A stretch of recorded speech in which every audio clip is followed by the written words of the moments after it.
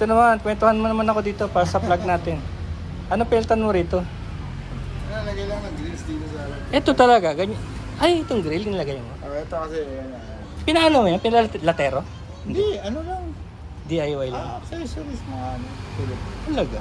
Silip. Paano mo silip? Kasi ano diba, mga old ano? Oo, old school. Tsaka, yung parang sa London, di ba? Ganyan, London taxi.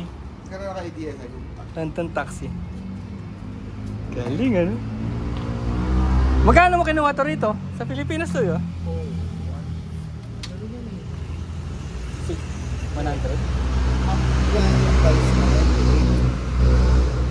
Ano, binili lang siya ng 50. Ah, kasi second hand na. Tapos, 3 times lang ginamit. Ah, Anak ni Ricky lang. oo. Maswerte mo naman. Ganun siya, 3 times lang ginamit sa garage. Ang simple yan. Baka gagawing go-kart tapos di naman niya nagawa sa labas. Hindi na namin ito sa ang simple sa akin. Kasi nga naman kung may kotse naman sila, no? Kasi wala aircon, di ba? Di ba na gumagawa ng mga gubong? Parang gumagawa ko. Bubong lang. Ang project niya.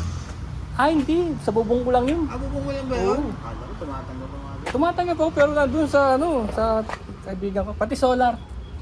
Ganda. So mag-solar? O nag-solar ka na? Lalo ko sa bahay. Medyo mahal pa rin kasi, no? Ngayon, masarap kasi medyo bumaba. Pagulan eh. Oo, tsaka bumaba na bumaba kasi nga sa ano,